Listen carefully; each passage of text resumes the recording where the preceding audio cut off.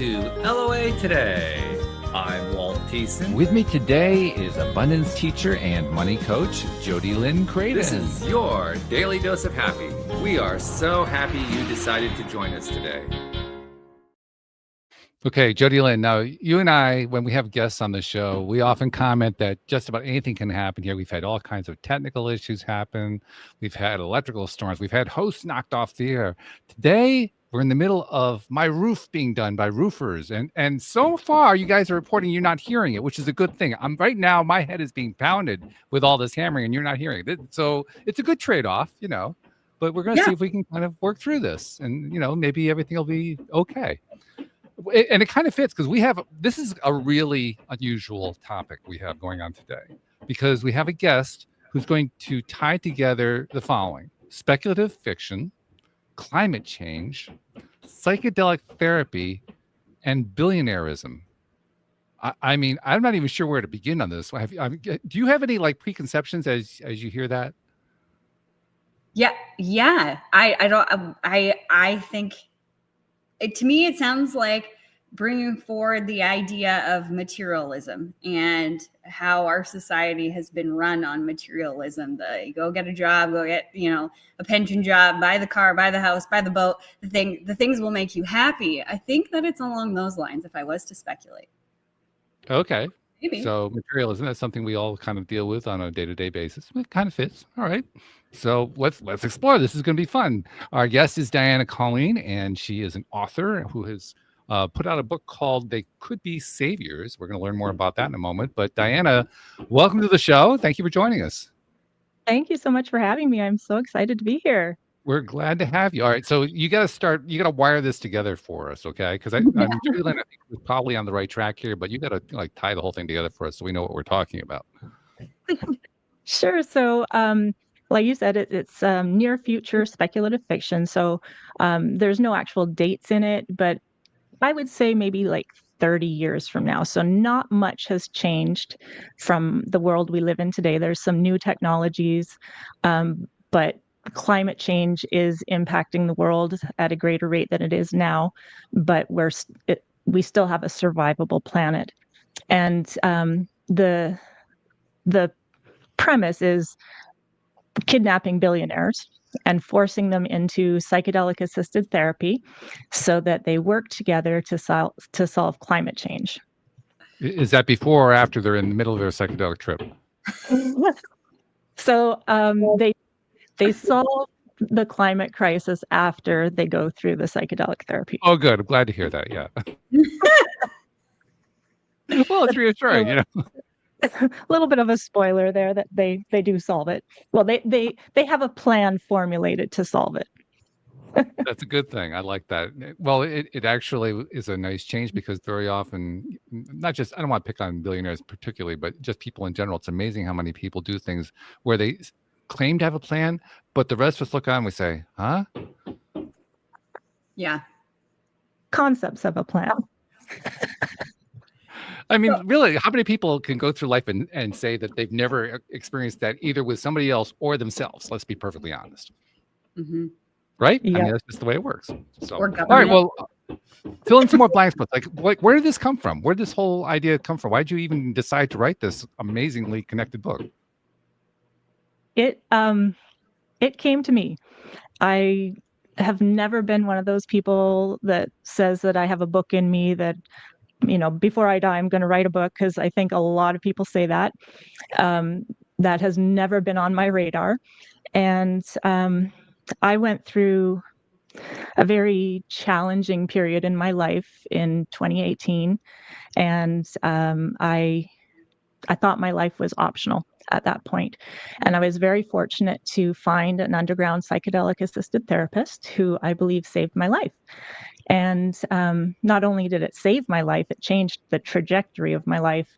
And I found, through psychedelics, I found spirituality and tools that kept me alive, like meditation. And this entire book was given to me by the universe, I believe, through meditation. So the initial story concept came in a meditation. And then after I actually started writing it down, I never really experienced what most writers call writer's block, because when I got stuck, I meditated, and the rest of the story came to me. So when I started writing it, I had no idea how it was going to end. I had no idea what the characters were going to do. It just came throughout a period of time through meditation. Wow, that's really something. And we understand that concept. We've talked about that a lot. Jody Lynn is a channeler. I occasionally channel here without thinking about it on the show, and I never know what's going to come out. So I get that side of it. Now, but psychedelics, are you talking about mushrooms? Different substances. So the substance that saved me initially was MDMA. Okay. And since then, I have experiences with mushrooms and ayahuasca, DMT.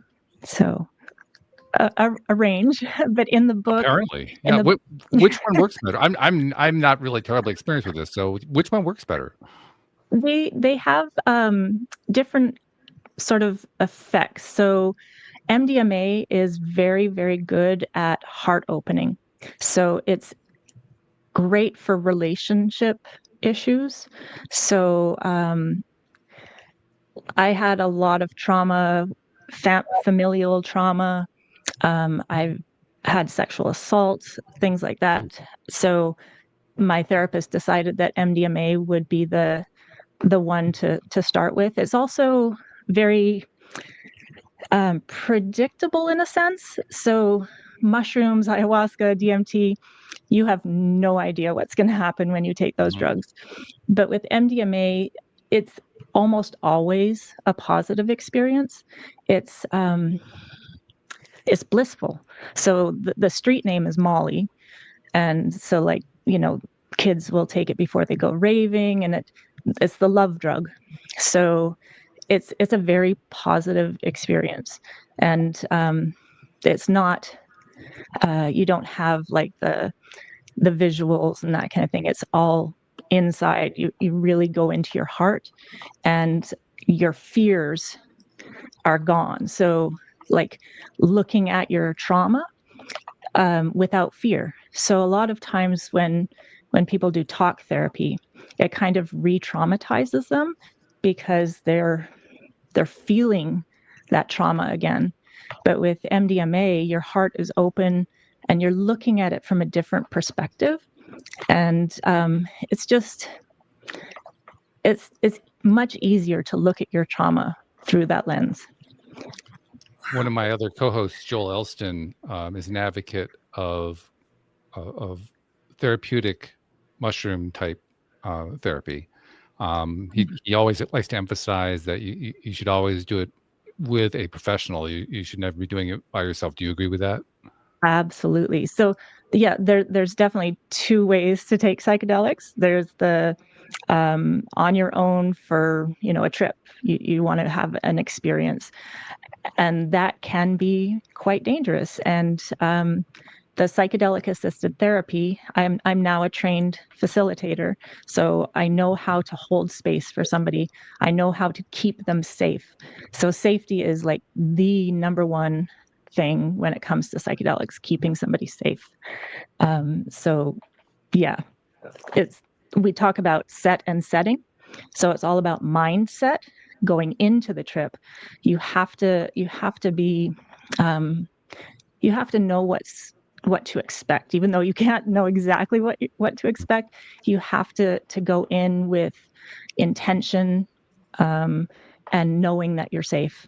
Whereas, if you're out going to a concert, or you have no idea what you're going to encounter out in the world, what other people's reactions are going to be, and you have no idea what kind of trip you're going to have. So that can really lead to some kind of nightmarish experiences. Yeah, which is why you want to have a professional. Now, it's also something we should note that here in the U.S., I believe there are 3 locations in the U.S., 3 states, or 2 or 3 states, and I believe D.C., where it's legal to do this. I don't know what the rules are in Canada. Do you know what the rules are in Canada, Jody Lynn? I think it's illegal. It's illegal everywhere.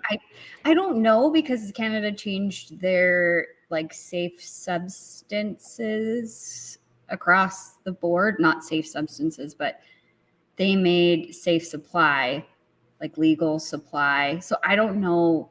I know that if you're caught with a certain amount, it's now legal. I don't think it's supposed to be legal. Like you're supposed to carry it around and do those kinds of things. Yeah, right. Yeah, I think there's a difference between legal and decriminalized.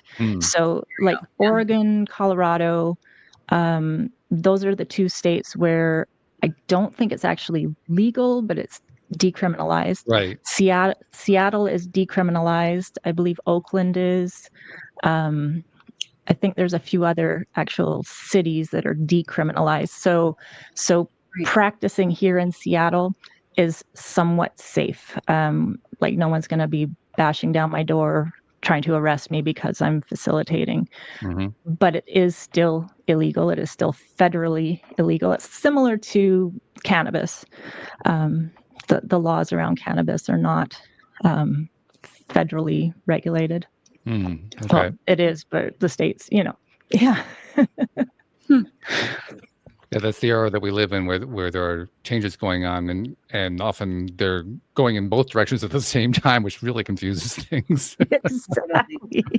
Yeah, it's not straightforward. Yeah, I'm curious. What was your relationship to drugs before this, and like how did you get to the point where you're like, I want to go see an underground, I don't even know what you call it, but like, how did that pop into your frame of reference? That's such a funny question, because when I was young, like in middle school, so I grew up in the 80s, the war on drugs was still a big thing, the frying pan with the egg. And I had this oversized t-shirt. It was the ugliest thing, but big block letters said drug-free body. I wore that thing so proudly, and I got teased. But yeah, I was always very anti-drug. Growing up, I thought drugs were bad, like across the board, drugs are bad. And I think I tried marijuana for the first time. I guess I was in Canada visiting my sister. I am Canadian. I was visiting my sister, and she had some, and I was terrified because it was still illegal in Canada, and I was like, oh my gosh, but I did it. And I didn't touch it again. And then when it became legalized in Washington, I had a friend who was like, Diana, you really need to try this for sleep. I've been an insomniac for pretty much my whole life, and pharmaceuticals don't work for me. Like almost nothing works for me to sleep. She's like, you need to try cannabis. And I was like, oh, I don't know. But I did. I started, and now I use cannabis very regularly to sleep. So that was my intro sort of to drugs. And before the my suicidal period, my very first psychedelic experience, I don't recommend this. I went into the jungle in Costa Rica and did ayahuasca in a group Many ceremony. people do that. Yeah. Pardon? I've heard of lots of people who do that. I've considered that. I haven't made it yet. Yeah. So like I'd heard about it. I'd heard that it's like getting 20 years of therapy in one night. I'd heard about the purging and what to expect. And I thought, yeah, this is what I need. And it was a horrendous experience. No. I thought I was going to die. I was purging for 15 hours straight. Like most people purge a couple of times, but first I've been told that it's because I had so much trauma, that so much needed to get cleaned out, that my body was just getting rid of everything. And so like it's fairly typical when people are purging that it looks like black tar coming out of you. And I just remember just black tar coming out like nonstop for 15 hours, but like it wrecked my body. I was so dehydrated in the middle of the jungle. I really thought I was going to die, but I have done it again since then. So I got over that. You did it round journey is really quite remarkable. You start off with a T-shirt saying that you're drug-free, then you go off into the jungle, and then you leave the jungle and you go. I mean, this is a journey going on here. Yeah, I mean, it's a trip, yeah, but it's also this is a journey. Yes, it is. Yeah, and then the therapy was just absolutely life-changing, and that therapist put me into a women's group where we would journey together as a group, and then some of us sort of split off, and now I'm in a women's circle that is mostly psychedelic therapists. So we journey together like 3 times a year. We go on a retreat for a weekend and journey together, and it's amazing. It is so amazing to be with other women and experiencing that together and having the time to integrate what we learn over the weekend with each other. It's magical. And you've referred a few times now to the therapeutic side, which is controversial, but there is more and more evidence piling up on that side, so it's becoming a little bit more acceptable than it was before. But let's dive into that a little bit. What kind of therapeutic benefit are we talking about? Oh my gosh! So the studies on psychedelics actually began in the 40s. So there were tons and tons of studies, like 40s, 50s, 60s, and showing so much promise for addiction. Addiction is one of the biggest things that it can treat, and there's so much evidence that shows how effective it is, and also PTSD. So like our war veterans, it's showing remarkable things with our war veterans. But Daryl Nixon, during the Vietnam War, he saw psychedelics as the counterculture. All the hippies who were against the war, they were taking psychedelics, and he basically shut down all research on psychedelics and scheduled the drugs. So they're Schedule 1 drugs, which means you can't even study them, which is just, it's insane. So there were no studies being done for decades, and things are starting to move. So studies are being done, but I think it was last summer, MAPS, the Multidisciplinary Association of Psychedelic Studies, was trying to get MDMA approved for therapeutic use, and the FDA denied it, partly because you can't have a control group. So if you're taking a psychedelic, you know that you have taken a psychedelic. There's no placebo that you can take where you're like, oh, did I get it? Did I not get it? Because you know if you got it or you didn't get it. So there can't be a control group. So the FDA did not approve MDMA for therapeutic reasons, partly because of that. That's really interesting. It's interesting on a number of different levels. I mean, the late 60s, and especially in the 1970s, that's when they started the so-called war on drugs. And there have been wars on all kinds of things: drugs, poverty, terrorism, all kinds of things. And one of the things that is consistent about these wars is that they always increase the thing that they're doing the war on, which makes me think they should probably do a war on general prosperity, and then everybody would be better off. Oh, that's great. I've seen like tote bags that say we need a war on farmers markets. Yeah. But you kind of tapping into that with your novel. Do you think of it as a novel? I'm not sure how you're framing it. It is. Yeah, it's definitely a work. It's a work of fiction. Okay. Yeah, but I'm kind of trying to promote it almost as nonfiction because it's about the message. It's really about the message. Okay. Yeah. So in the context of that message, this fictional story that you've been telling, or that you are telling, that you told in the book, what do you see as not just the message, but the role that all the different pieces play, because we laid them out in the beginning. I mean, you had climate change, you had billionaires, you had all these things that normally we don't actually connect them all together. You're connecting them, which sounds like a trip to me. I mean, it really does. But I mean, talk about how those tie together. Yeah. So my big goal is to change the narrative around billionairism. So I believe right now society looks at billionairism as success, like something to look up to, like wealth, right? And I want to change the narrative to it's a mental illness that can be cured with psychedelic therapy. So if you look at hoarding is a mental illness that typically affects the person and their family. But billionaire hoarding is affecting all of us and the planet. And I want people to understand that it is a mental illness, and we can cure that and change the world.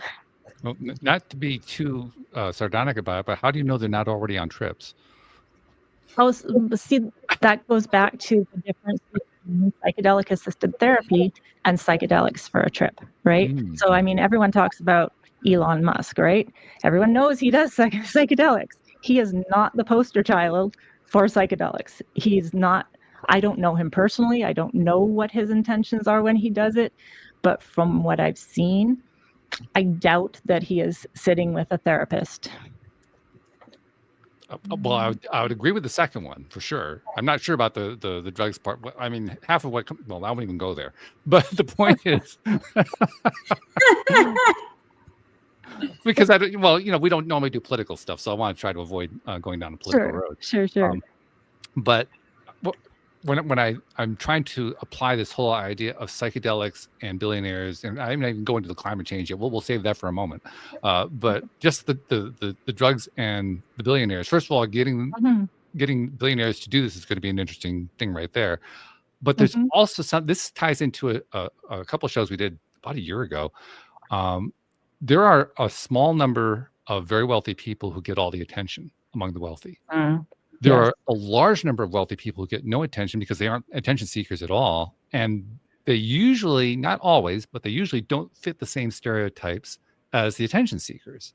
So I'm wondering how much of an effect that has on your storyline and what we're talking about.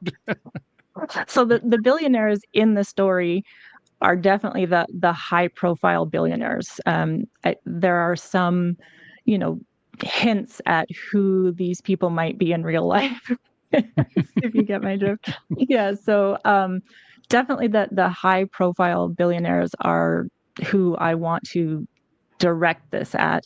But the narrative that I'm trying to change is about all billionaires. I personally do not think it's moral to have that kind of wealth. So even the good billionaires, the ones that we know who do really amazing things with their money, they still have more wealth than anyone could spend in hundreds of lifetimes. There's no reason for them to be just sitting on that kind of wealth. Like if I had $1 billion and I walked by somebody starving on the street, I couldn't just keep walking by. But billionaires walk by they walk by that every day and do nothing about it. And I don't understand how any human being can live like that. And the philanthropy, just they get tax breaks on that.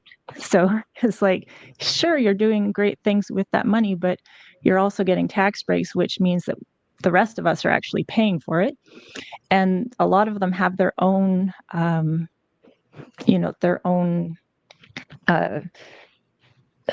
see, there goes my menopause brain. I can't find the word. Foundations. Yeah. They have their own foundations. So they're funneling their money into those foundations, getting tax breaks for all of that, and not necessarily even doing anything with the money. one of the billionaires we've talked about already has a foundation, and that foundation only spends like 5% of the money that's in the foundation. So what good is that foundation if it's not spending the money that it has? Of course, I can also think of somebody like a J.K. Rowling, who has given away well more than half of what she's collected. Mm-hmm. But Keanu she Reeves still like has. What's Sorry, that? Jolene, what was that? I was just adding Keanu Reeves. Apparently, he gives away a lot of money too. Mhm. I don't know if he's billionaire status or not. I have no idea his net worth, but Yeah. No, like Taylor Swift gives away a ton of money. She does amazing things with her money. Oprah does amazing things with her money. Mhm. However, how did they get their money? Like the systems that are in place, right? Like systems need to change, and societal consciousness needs to change about wealth. Nobody should have that kind of wealth while other people are starving. It's just there. I think we, as a society, have a scarcity mindset, even though the world is abundant.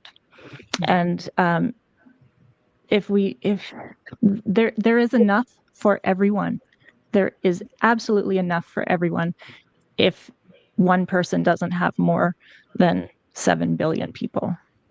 And the scarcity mindset, I think, is starting to get to the core of it. One of the things that has been pointed out on this show, among other places, by guests, is that if you were to take all the wealth in the world and distribute it evenly among everybody within a very short period of time, you'd have the redistribution back to a huge amount of it being in the hands of a few, just because of the scarcity mindset. People would actually end up putting themselves in a position where they would fritter it would like go through their fingers. They'd fritter it away. Right. So you can just redistribute it all you want to, but it's not going to change that. So the question becomes, well, what does change it?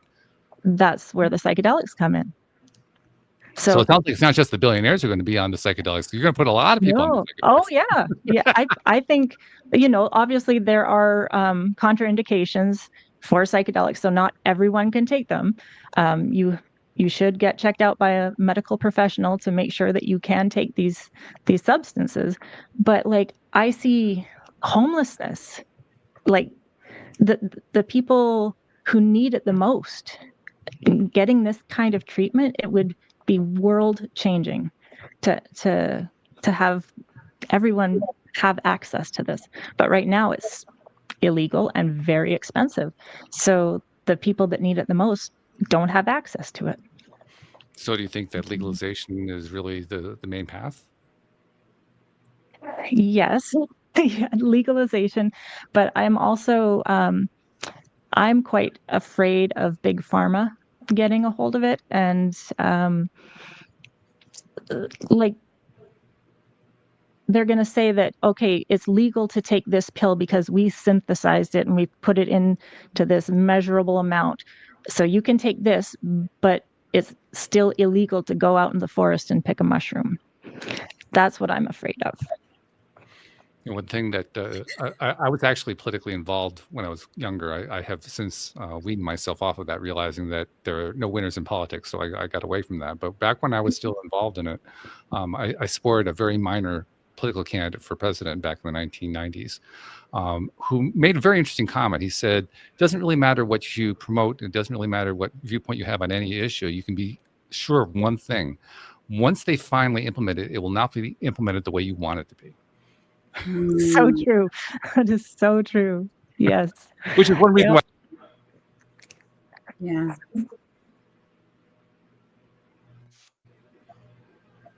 Oh, did we lose you all? My microphone is giving me a hard time. I think I'm there. You go. Okay, yes. Yeah. But yeah, that's one of the reasons I like that guy, by the way. But to me, it's an important point, and it kind of ties into what you're trying to do in my mind, because I mean, I'm not quite sure how you're proposing to get from A to B. I mean, I get the sense where you want to get to. You want us all doing drugs. Well, not quite, but you want that to be available. Yeah. I'm not quite sure. You want us all to deal with our shit. That's part of the story. What's that, Jody Lynn? She wants us all to deal with our shit. Yeah. Well, and we talk about that all the time. You know, we managed to get there without the drugs, but yeah, she's doing it, with the drugs. Mhm. But basically, they do the same thing. Yeah. Yeah. Yeah. And I'm not saying that drugs are the only way. I fully believe in meditation, obviously. Yoga, breath work. Like there are a lot of ways to get there. But yeah, drugs make a really good story. We also get a lot of we had a lot of people eyeballing this as we got started. We had a huge number of people. We normally don't get a lot of people watching the live cast. Today we start off with like 20. Like, okay, yeah, we got somebody's attention. Great. Yeah. And this is part of the coin. But yeah, so as I'm thinking about how all this fits together, I mean, I presume that the storyline that you put together for your quasi book of fiction / nonfiction that you want to pass off as fiction, which I still have quite worked out. But maybe I need to take a drug to figure that one out. But I kind of get that part, sort of a little bit. But there are also a lot of holes in my mind about how all this works. I guess what I want to ask you is this: to what degree do you believe that free will plays a role in this? A role in the story, in the entire storyline, in terms of what you want to see happen, in terms of what kind of changes you'd like to have people experience. What role does free will play in all of that? Wow. Oh, that's a big question.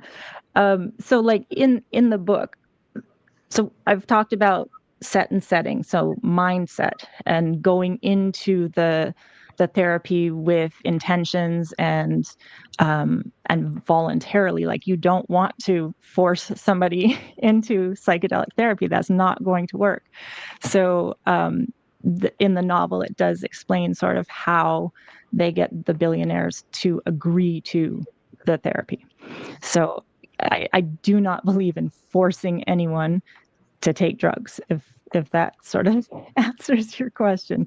Well, But of course. I mean, not just taking drugs, but it's also the billionaire side, and the people who accumulate wealth. Because, like one thought that goes through my mind is, I mentioned my other co-host, Joel Elston.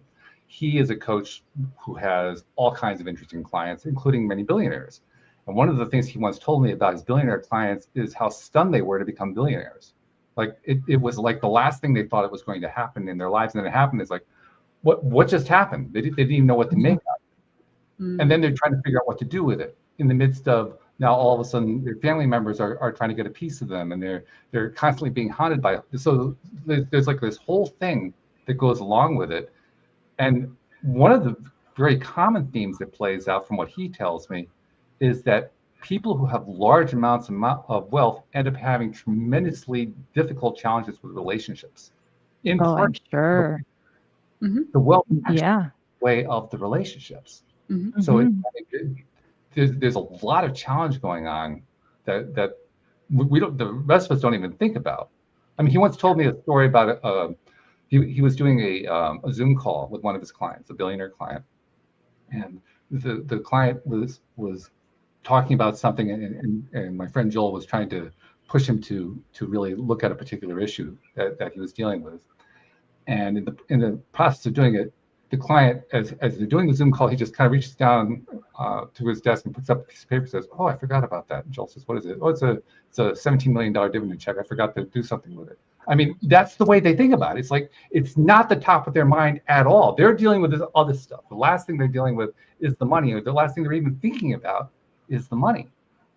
And so I'm trying to reconcile what I know, and I'm not a millionaire, so I don't really know it well, but from what I've learned about that mindset, I'm trying to reconcile it with what you're talking about, and my mind is boggling. Well, I think, and obviously I'm not a billionaire either, so I don't know, but I would guess that they are disconnected. So they're kind of in a bubble, right? So they're surrounded by sycophants, and they really don't know how the rest of the world lives, right? So they definitely have a different world that they're living in. And so I believe that disconnection is the problem. So they're disconnected from nature, they're disconnected from humanity. And that's the core of the book, is reconnecting them to what's important. Okay. I think the disconnection probably isn't limited to the wealthy, but I get what you're saying. Oh, it's definitely not limited to the wealthy, for sure. Well, I see it's quite all over the place. Yes, absolutely. Yeah. But psychedelics really, like, once you have experienced connection, and not just with the drugs, meditation, all the things that we've talked about, but once you have experienced true connection with nature and humanity, you can't unsee that. So, like, I've been through that. My relationship with nature is completely different than it was prior to these experiences. My connection to my fellow humans, my empathy, my compassion is completely different than it was prior. So that's my goal. My goal is to, like, we as a society, we value wealth and competition. And I want society to value connection, empathy, and contribution. Let me tackle this. This is two themes that have come up a lot lately in episodes, both interviews with guests and conversations with co-hosts like you, Jody Lynn. And the reason they keep coming up is because I keep bringing them up. As the host, that's one of my things I can do. You have Colleen, kind of fun, you know. But it's also because it's something I observe a lot, not just in this context. Well, I'm not even sure what this context is, to be perfectly honest. I'm still trying to get a handle on this context.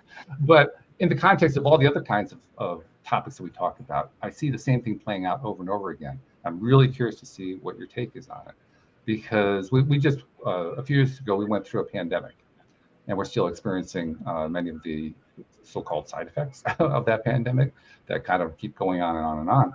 Some of them are bad, some of them are good. I mean, there's like a mixture. There's a range of stuff that has happened there.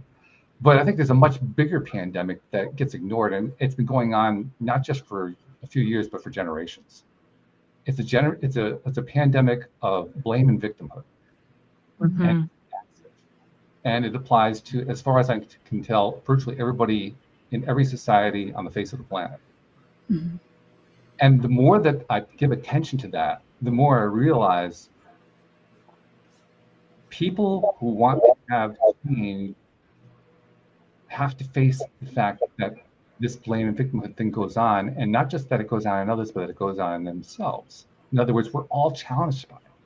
So I'm curious, bring that idea into what you're talking about and what you talked about in your novel. How do you think about that? I personally, I was talking about this on another podcast yesterday about how I believe that I am responsible for my entire story, even the parts that I didn't write. And what that means is, even though things happen to me that are not in my control, so being sexually assaulted, I did not choose that, but I am responsible for my choices surrounding what happens after that. And we are all responsible for every choice that we make in our life. And sometimes we are presented with choices that are all bad, and we have to make a choice to choose something that's bad, the least bad. But there is nobody else responsible for those choices. I am the only person who is responsible for my life. So if everyone took that kind of responsibility, so yes, I was a victim of things, but I do not see myself as a victim, and I am responsible for how I choose to move forward after the things that happen to me. Yeah, like that's yeah. Because anybody can truly victimize. It's not like victimhood doesn't happen. Right. Very legitimate forms of victimhood that occur. Yes. But the way I kind of distinguish it is, there's the incident where you were a victim, and then there's all the times you replay it in your mind. Mm-hmm. And it's understandable why you would replay it in your mind. But to be honest, those were voluntary. Mm-hmm. The first time you weren't a volunteer. The second time and the third and the fourth and the fifth and the sixth and the seventh, where you keep replaying it, that's being the volunteer. Right. Yeah. And living in that past. Like a lot of that, you know, therapy is obviously trying to pull you out of the past to move you forward. Right. And like I was saying, a lot of talk therapy re-traumatizes you because you feel that again. It's in your body. You know, the body keeps the score. That is in your body. And I have come, like, through all of the work that I've done, I can think about the things that have happened to me, the traumas, and there's nothing left in my body. So that's how I know that I have transcended the things that have happened to me. It's no longer in my body. Wow, credit for that. That's quite an accomplishment. Mm-hmm. Yeah, it is. And forgiveness. Forgiveness was one of the hardest things for me to learn. And I still struggle with some things, but yeah, forgiveness. I don't feel the things in my body anymore when I think about my father, when I think about the man who assaulted me. It's gone. Wow, good for you. That's really something. Yeah. Among other things, it's an example that shows us we really can get past the traumas that occurred in our experience. No matter what the level of severity is of those traumas, we still can get past them. Mm-hmm. Yeah, but it takes work, and it's hard. It's really hard, and I don't want to minimize other people. The lighting is all weird. I'm sorry. I don't want to minimize other people's traumas. And I don't want to say, like, well, if I can do it, you can do it. I do not want to go there. But I want people to have hope. So I think hope is, like, so important. And somebody said recently that really stuck with me. Hope is the consequence of action. So in order to have hope, you actually have to do something. And I've worked really, really hard to give myself hope. That's fantastic. Jody, I was just realizing we're like 3/4 into the show. Normally by now I brought you in about a half an hour ago, so I apologize for that. It's okay. That's just kind of I just want to put out there, I really do want you in the conversation. I know. I'm kind of taking it all in. I have a little bit different views of some of these things. So I'm just noodling. You know me. I like to sit and reflect on all of the things. I 1000% agree that our society is stuck in scarcity. And that needs to change because we live in an abundant world. And I mean, I was just having this conversation like 5 minutes before I hopped on with you guys about how disconnected we are as a society. In fact, my dad sent me a text this morning and said, "Hey, I'm reflecting on like being connected to people and to things. And I think that we're really disconnected as a society." So we were having this conversation all day long of we're disconnected with nature because we're stuck inside, or we choose to be inside, and we're disconnected from people because we're looking at our phones, and instead of calling somebody and hearing their voice or seeing them in person, we automatically go to text message or email. Like, what's the least amount that I can do to connect with people? And we're really missing this connection, which I think really aggravates all of the other things. Because if we're in this place of scarcity where nothing ever works out, whether it's with money or relationships or all of the things, we're going to continue to just see that narrative over and over again and then keep breeding it. And I think that's a big deal. I think where I differ just a little bit is that I think from my perspective and teaching abundance, where I come from is that we as a society, we put money on a pedestal. And we put billionaires on a pedestal. We put people with money on a pedestal. Their lives are great. They're amazing. They're wonderful. That's what you want to strive for. And my entire coaching program is about disconnecting that, because I don't think that anything is absolutely true, or very few things are absolutely true, meaning that if you have money, the concept of if you have money, then everything is perfect it's not an absolute truth, because you can find people like you were talking about, Walt, that have problems in relationships. I think about different people of wealth who were not happy. Robin Williams is the first one that kind of stands out to me. The funny guy, everybody loved him, and he was drowning in sorrow and obviously depressed and took his own life. So it's not a clear connection. I have money, I have things, I have status, I have power, and then I'll be good. My life will be perfect.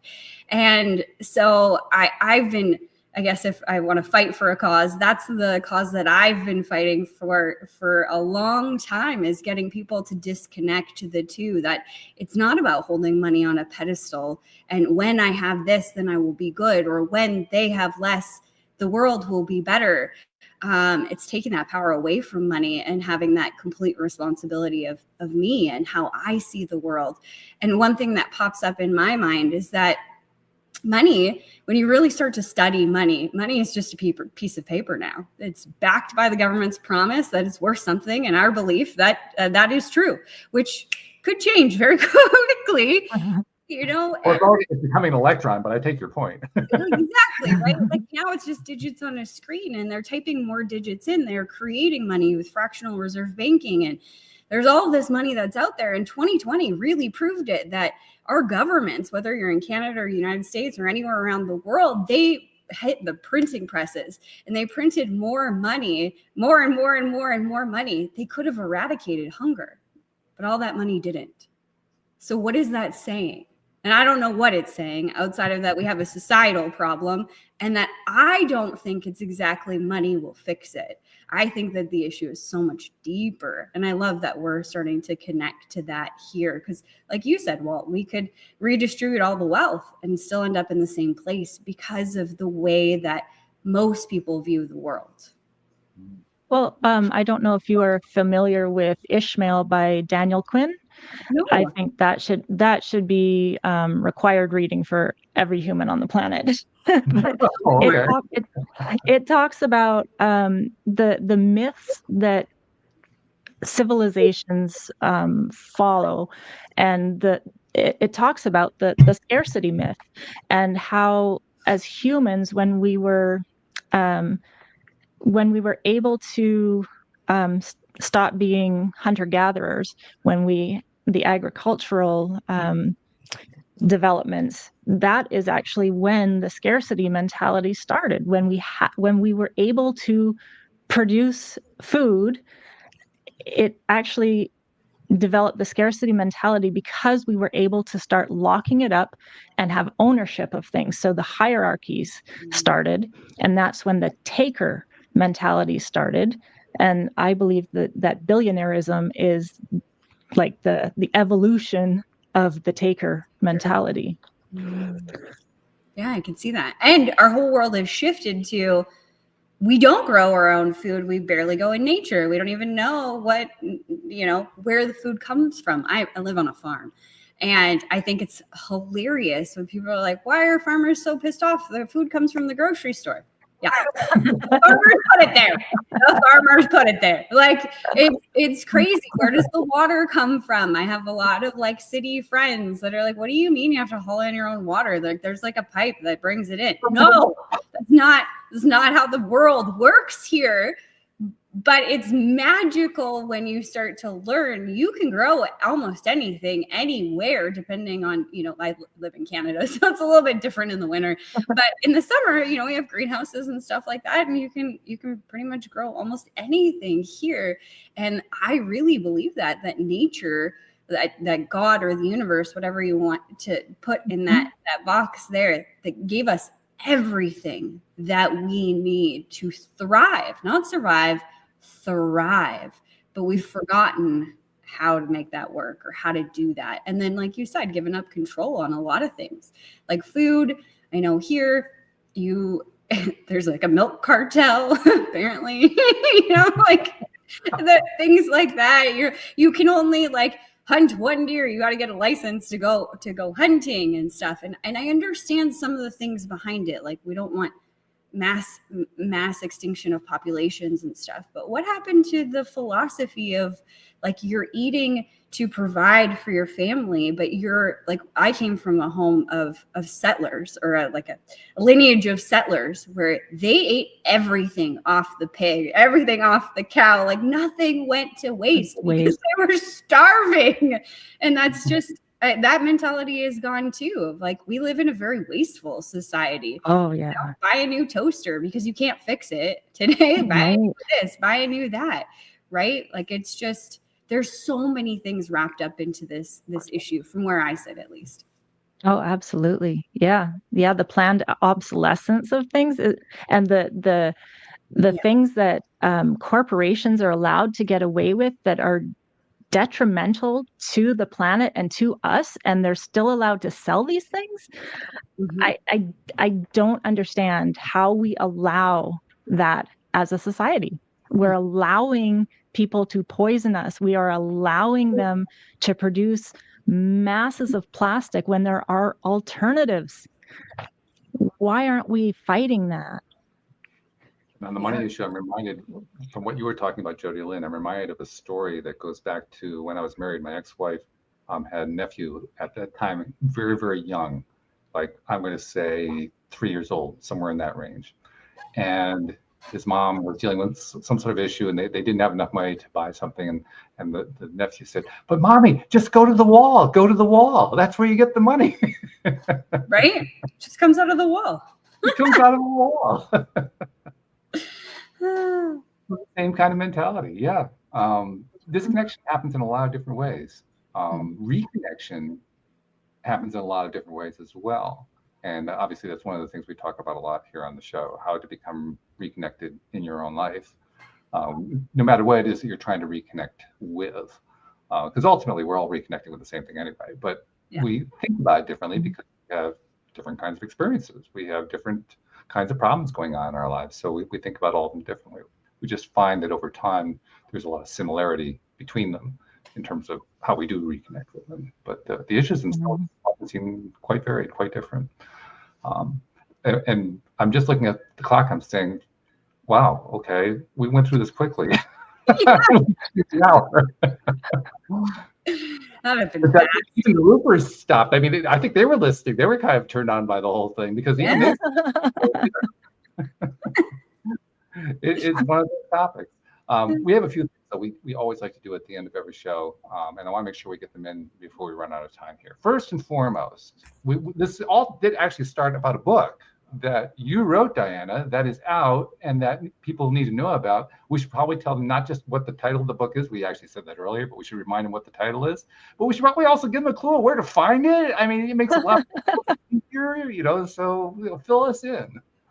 Yeah, so it actually it's on pre-sale right now, so you can order it now pretty much almost anywhere books are sold. So it's on Kobo, it's Barnes and Noble, Amazon, I think Apple, all the big places.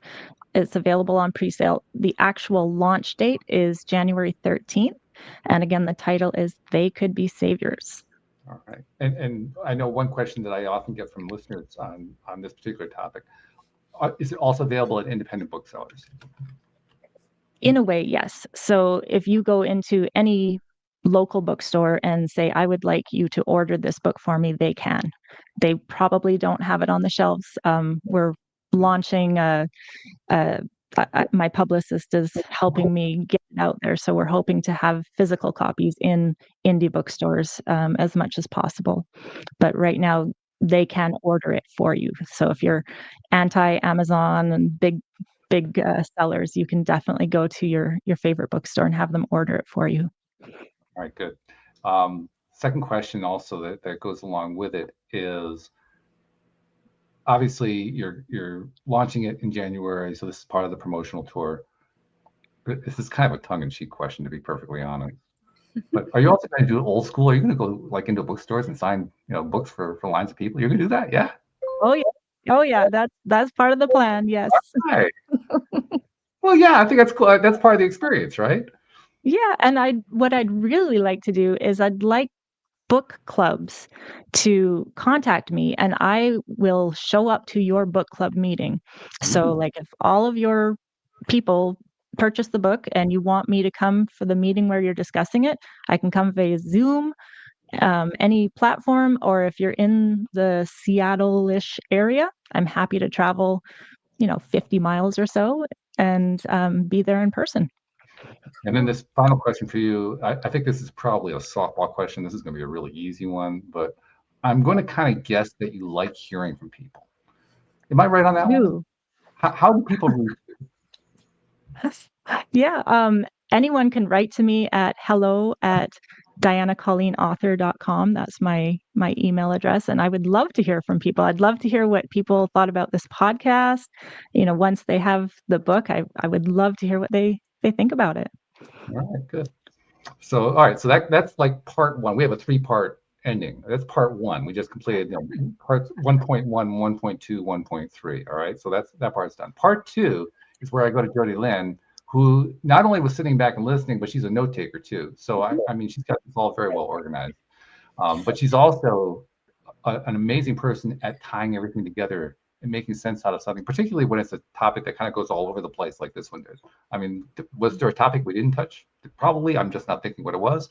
But she'll tie it all together. So Jody Lynn, how are we going to tie this together today? Oh my gosh. I feel like we did bounce around a lot of ideas, but a lot of the themes come back to this idea of responsibility, healing, and connection. Taking responsibility for our lives and healing the past trauma so that we could have a different life. And I love your story, Diana, and how beautiful it is where you thought there was no hope and then you took action, like your quote, and you found that hope through this different modality. And I love that you're talking about that. And I love that inside of your book, you're really casting a vision for what you want for the future generation and for society, for us to deal with the stuff that has come up, whether, it's billionaire status or not so much billionaire status, everyone in between. We all have stuff that we need to deal with, to move through, to get to the other side so that we can have that hope, that we can build that life. And I think it's so beautiful because when you cast that vision of being connected and taken care of and how abundant life truly is, that message will surely ripple out and change the future of humanity. So thank you for that. That's what I'm hoping for sure. Yes. And you can see why I call on her to do this, because she does this really, really well. That was beautiful. Yeah. She's expert at this. We talked about, we keep going back to the money, and all I can think about is I'm not a billionaire. I'm not a billionaire. I'm barely a thousandaire. So, I'm not sure I even understand what it's like to be in that mindset. I'm trying to get there, but I don't really understand that mindset. But it's been fun to explore this. One thing that I do know for sure, though, this is something I discovered a few years ago just by kind of noticing what is in front of all of us. We just don't really pay any attention to it. Because ever since the advent of the internet, and now we have this ability where you're in Seattle, she's in Alberta, I'm in Connecticut. We have listeners all around the world, and we're all doing this live through these amazing platforms, and we're streaming to YouTube and to Facebook. We're all over the place doing this. I mean, that wasn't even possible 30 years ago. And then we can publish books, and we're writing blogs, and we're doing podcasts, and we're putting out all this stuff, and we're sharing all this information. And so many people are sharing stuff that they learned from their own lives, that they went through some sort of trauma, perhaps. They went through, you described some of the traumas you went through. They went through stuff, and they came out the other side and they said, wow, I've got to share this with the rest of the world. And which is wonderful. And it happens so much now that we have this this huge amount of stuff being shared, far more than most of us can even comprehend. And people are being helped by it in ways that we never even find out about, that we never even see.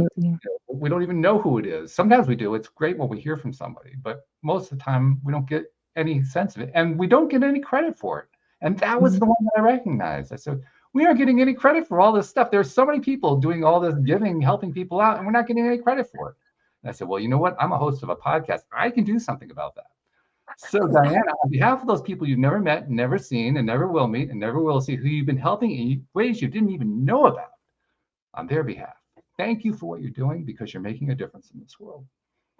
Thank you so much. That means everything to me. So thank you. And thank you for joining us and telling your story. Best of luck with the book. That this is one of the wildest topics we've done in a while. So thank you for you just opened our mind. Poof. Awesome. Thank you so much for having me. This has been so enjoyable. I've loved every minute of it. Thank you. And thank you to our podcast listeners everywhere. We will see you all next time here on LOA Today. Goodbye, everybody.